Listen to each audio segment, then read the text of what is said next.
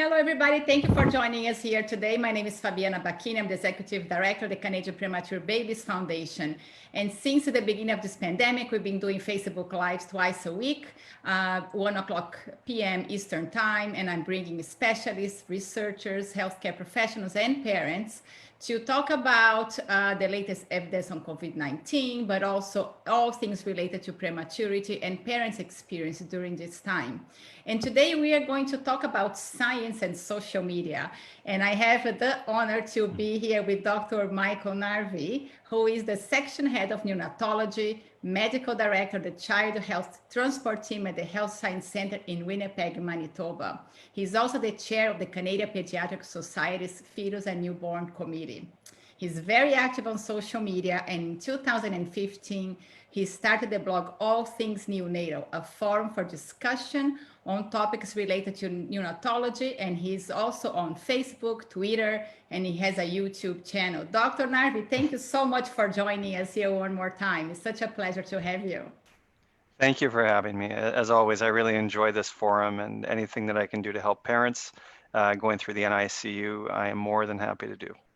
Thank you. So I can certainly say that you are a pioneer in Canada, bringing science and shared practices, best practice to a much larger audience through social media. And I know there is still some resistance from scientists, researchers to really take this route. I would like today for you to share with us how you got started and what was your journey like along the way. Okay, happy to do so. I have a short presentation I'll give you just so that the audience can follow along this journey. So I'm just going to share my screen. And can you see the slides? Yes. Okay. So, I know you were saying blending science and social media, and as I was thinking about what to say to this group, I was thinking, really the big question is, why spend all this time on social media? I frequently get asked by people, how many hours a day do you spend on this, and how do you fit it in? But the reality is, I probably spend about a half hour a day. But sometimes a little longer doing blog posts, of course. But we'll touch on that a little bit. So the first slide is actually really important. If you're in social media, obviously people need to be able to find you. And so, as you mentioned, I have a YouTube channel. The URL for that is shown, very long. Twitter, I am at NICU_musings, and the blog site is www.allthingsneonatal.com. You'll notice I skipped over the first one, the Facebook. The reason for that is because you mentioned pitfalls in social media. So one of the pitfalls has been, at one point in May, I had reached about 23,000 likes on the Facebook page. And without going into all the details, the site was compromised. I was concerned about my followers starting to get malicious types of posts. And so I issued a cease and desist to Facebook and asked them to take it down. Unfortunately, once the site was compromised, I wasn't actually able to post anything on it. And so I've recently discovered that many people have no idea that the site is actually still alive, but it just moved. The old URL was facebook.com/allthingsneonatal, but to find it now, it's All Things Neonatal 2. And so I've been getting the occasional text when somebody, or on Twitter, I've been letting people know, you're welcome to follow, and they say, oh, I already follow, and then I say, the old site or the new site? And then I get the question, what new site? So All Things Neonatal 2.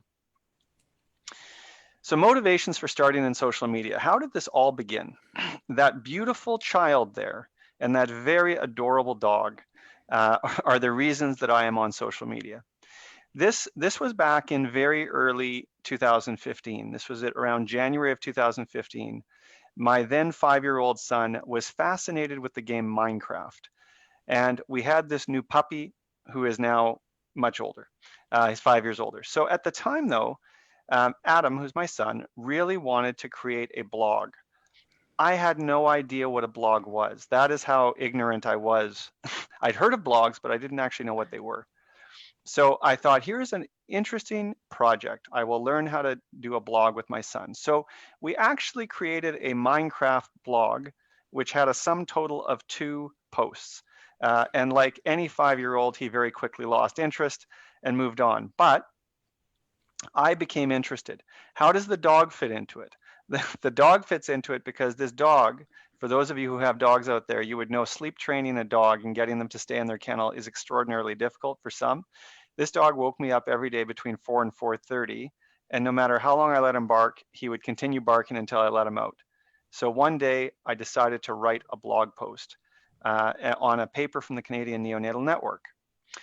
And so to begin with, I used WordPress in case any of you are wondering about blogging someday. WordPress is free and it's very easy to use. And I'm not advertising for WordPress. It's just that you can pay for blogging services or you can use a free one like WordPress. So this one was quite easy to use. But I realized something very early on. I realized you needed a way to distribute content. And what this slide shows is the growth of the site over time.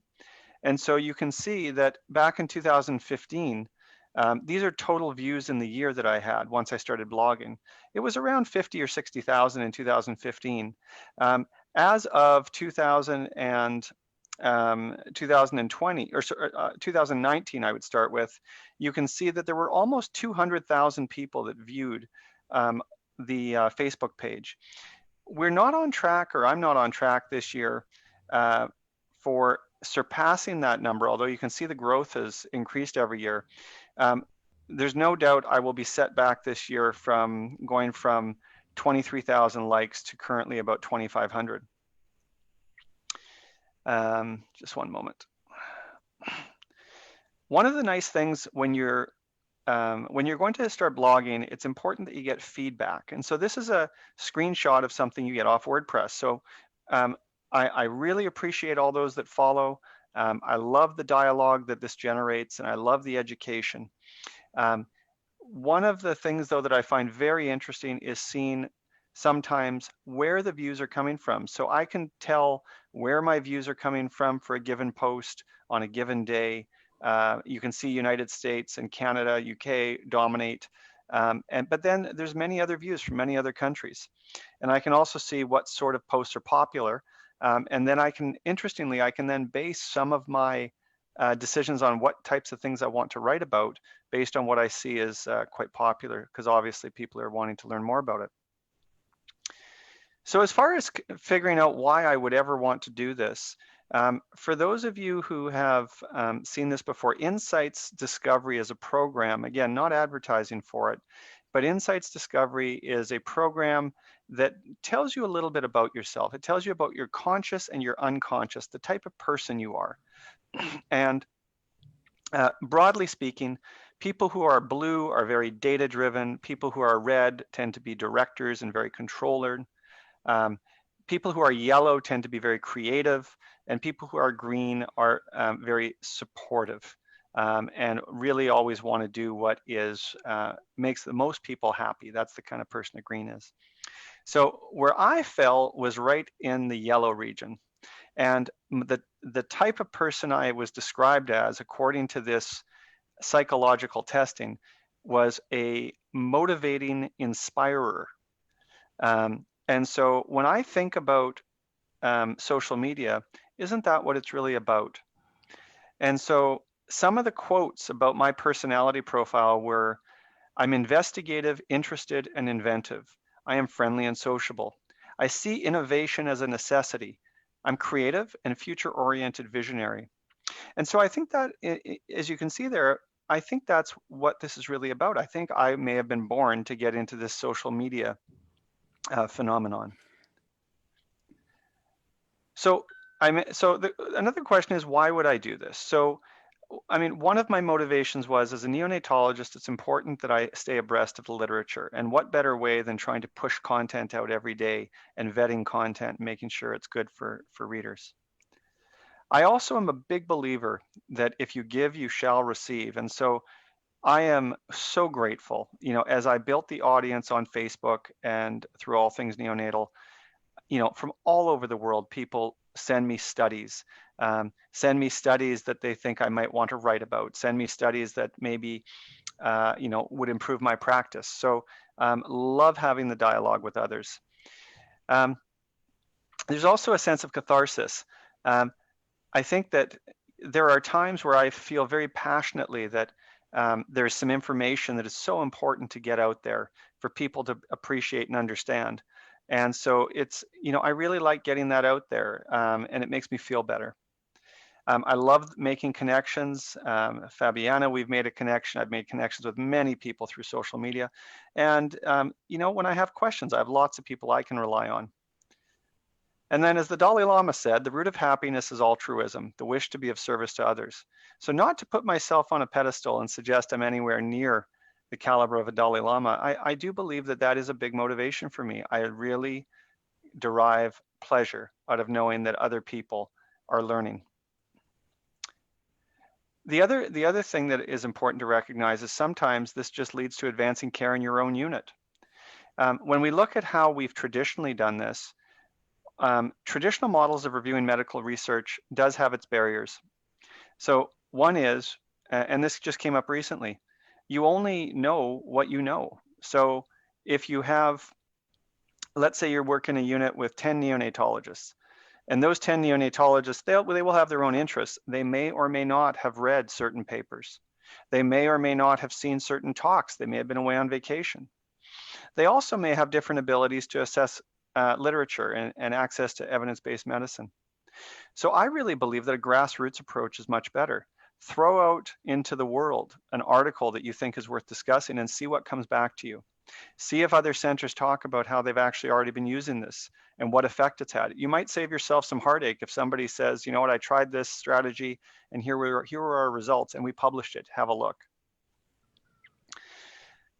One of the greatest benefits, I think, though, to social media is what I call the academic triple threat. Triple threat being that you're not just a scientist, you're not just a doctor, but you are an educator, and the educator portion is going so far beyond what traditionally you would have been able to reach. And the example I give you is, I don't know where everyone listening today is from or who will see this video, but you can imagine if I deliver a grand rounds, I might reach 100 people.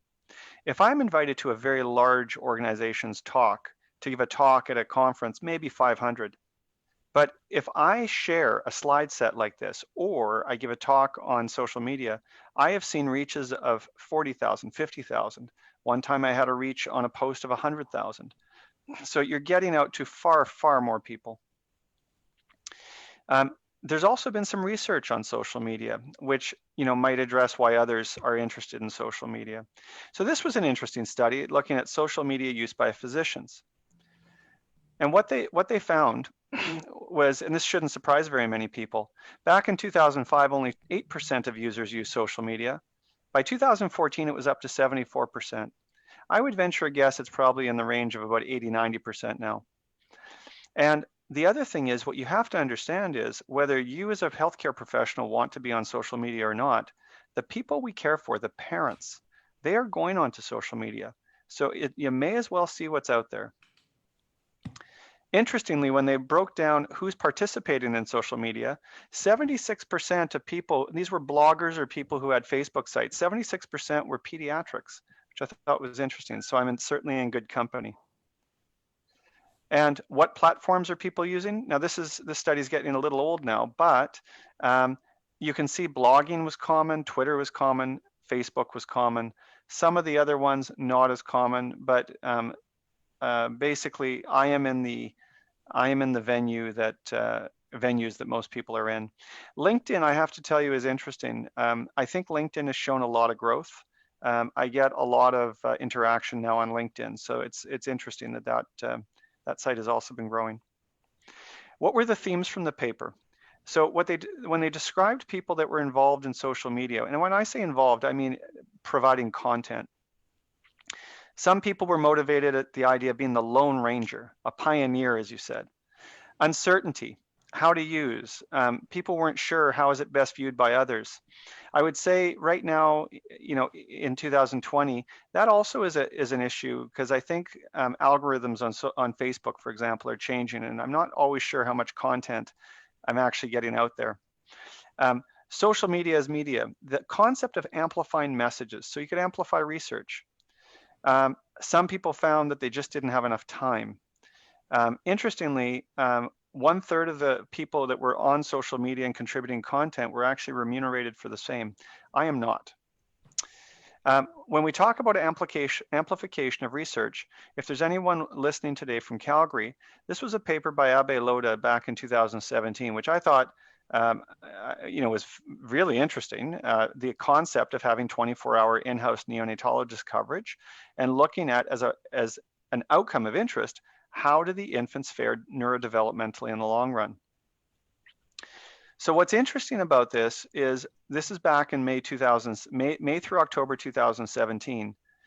There had been, from the publisher, there had been 340 hits of the abstract on their site, but only 67 times the article had been downloaded. I posted something on it and I had 1,881 blog clicks. This was on the first day, I believe. When you look at this post, you can see that this is after a little while that it had been up, 24,263 people had been reached on Facebook and 2,918 people had clicked on the blog. So when you talk about amplification of research, it's no wonder why I would say at least once a month, I get an email from a researcher somewhere in the world who says, hey, have you seen my new article? Because I think everyone's beginning to realize that through social media, you can get a lot more exposure. And then the final thing I wanted to share with you is that, you know, over the last 5 years, I won't lie, there's been times where, you know, I have thought maybe I should just shut this down. It does take time. It doesn't take an extraordinary amount of time, but it does take time. And I always think back when I'm thinking about throwing in the towel, such as when my site was compromised and I had to start brand new.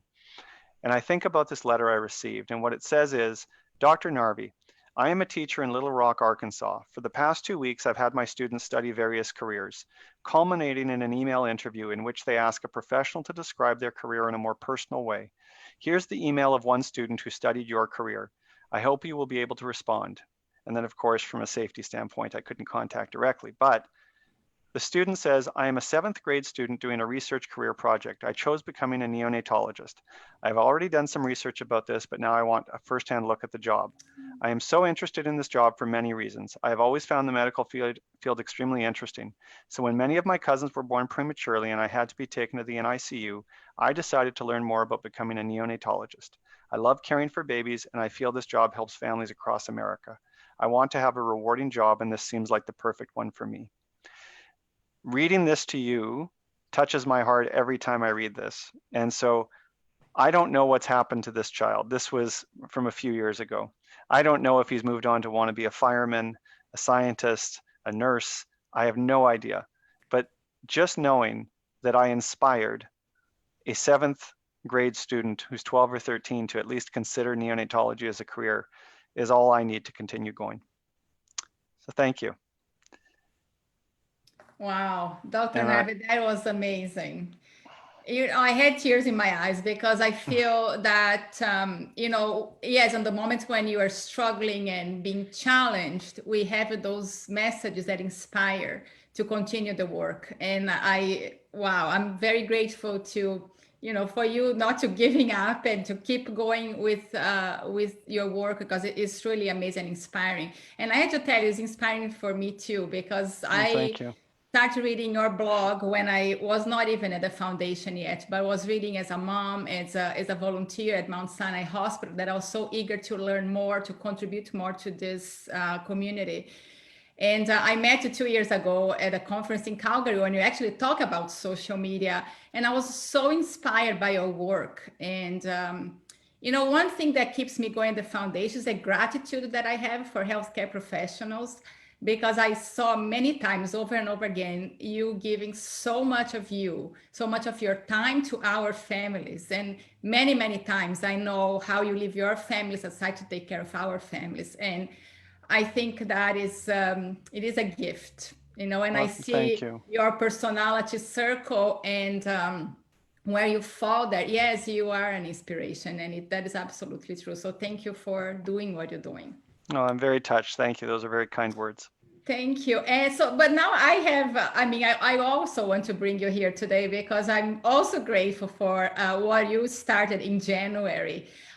Because you know that us parents are eager for information. We want to learn, we want to be educated. I truly believe that this is the way we can become better parents, whether you have a baby in the ICU or not. When we educate ourselves on things that matter to us, it's very empowering and help us to become advocates for our children.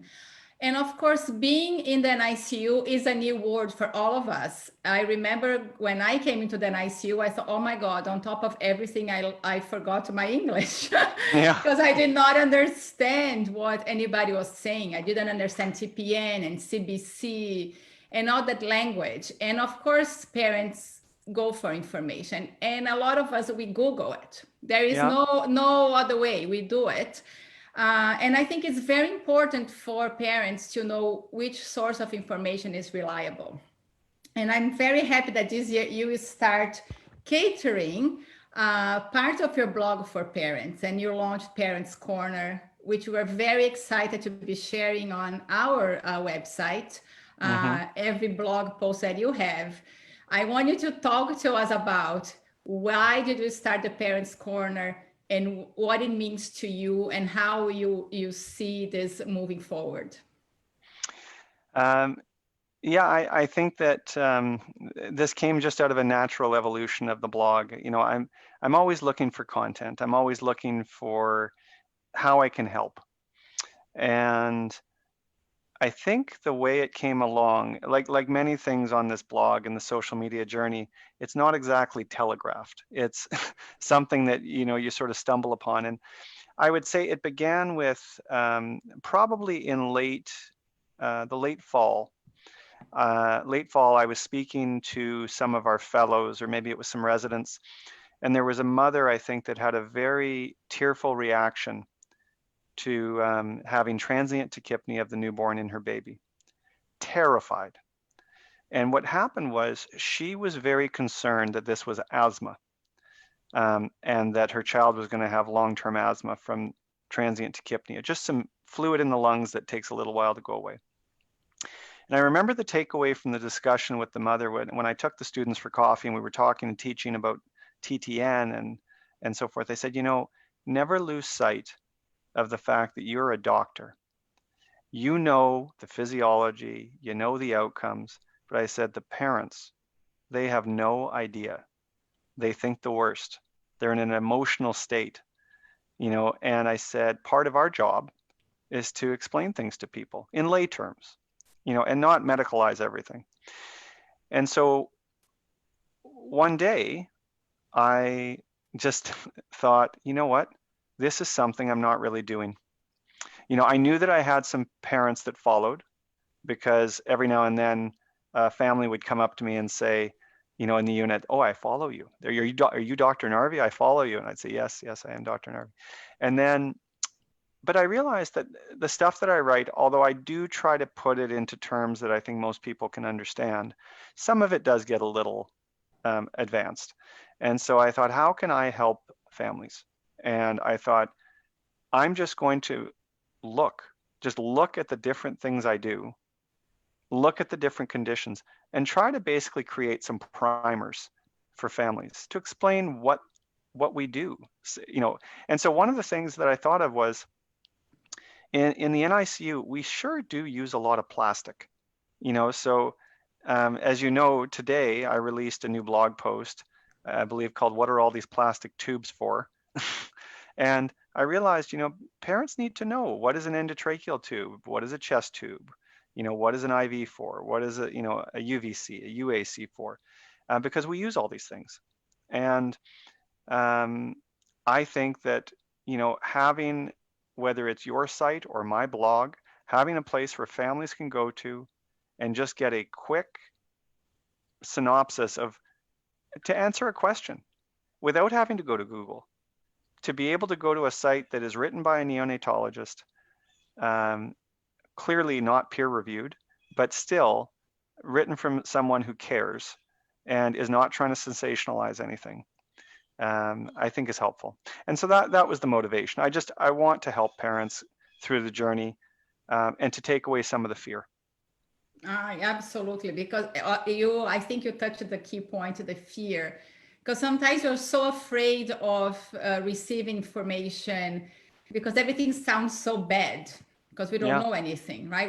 I mean, unless you have a medical background, when you land in the NICU, like, you're afraid because we don't know anything. Everything is so new. And I remember when I was in the NICU for the first weeks, I did not want to know anything because I was afraid I was going to lose my son because I had already lost his twin. And the critical point for me, it was a doctor who came to my bedside and said, "You have the right to know."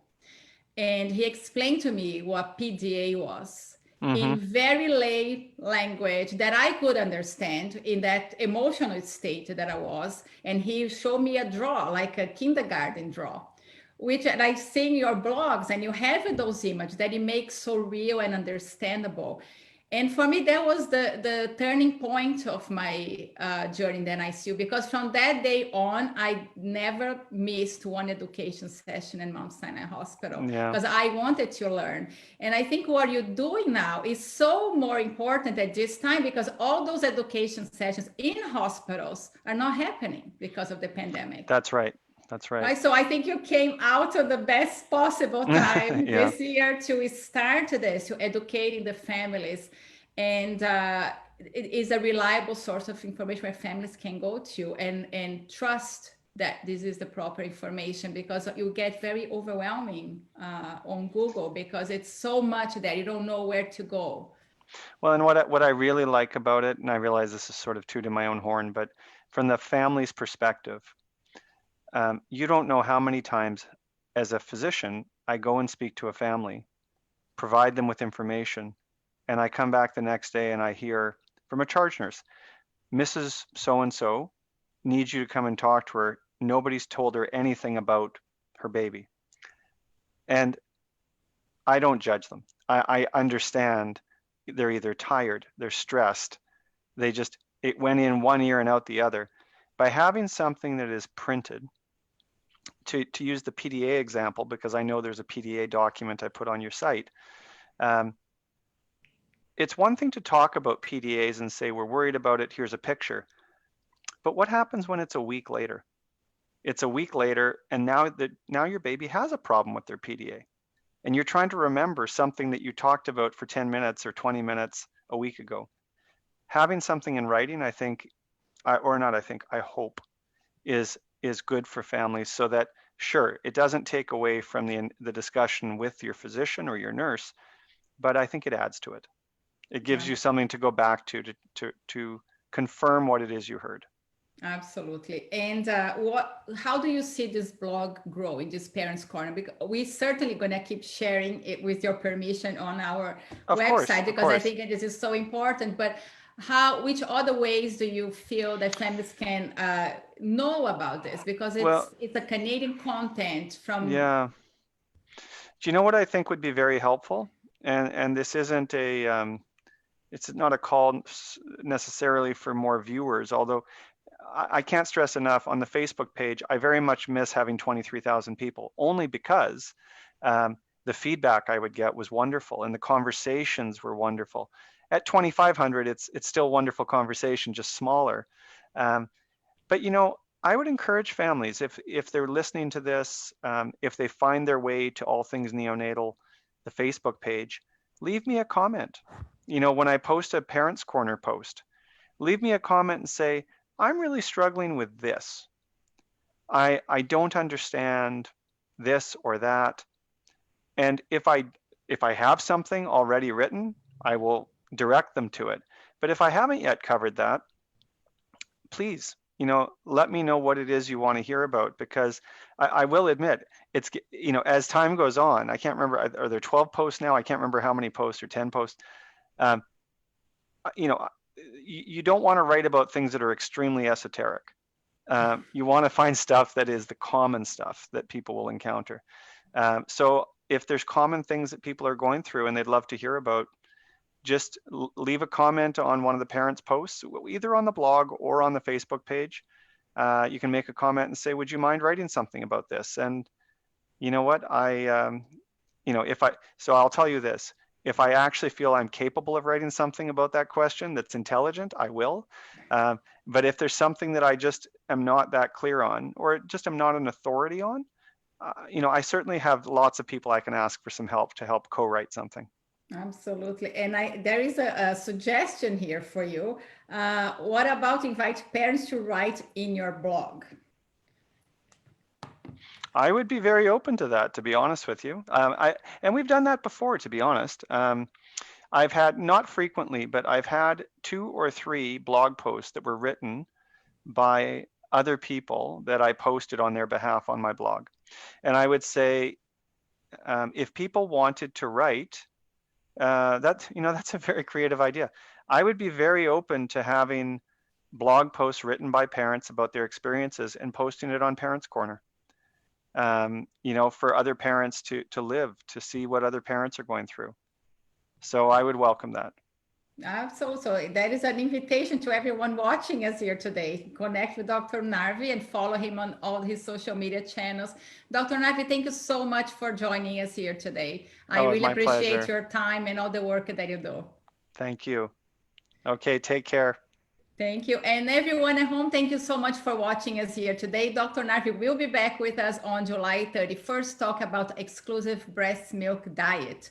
And again, Mondays and Fridays, 1 p.m. Eastern Time, I have interviews here on Facebook Live. And on Wednesdays, Kate Robson, who is a psychotherapist and also a mom of 2 preemie girls, is hosting real-time peer support group for families here on Facebook. And to get her link, you can join the Canadian Preemie Parent Support Network, which is our private Facebook group. Thank you, and see you next time. Bye-bye.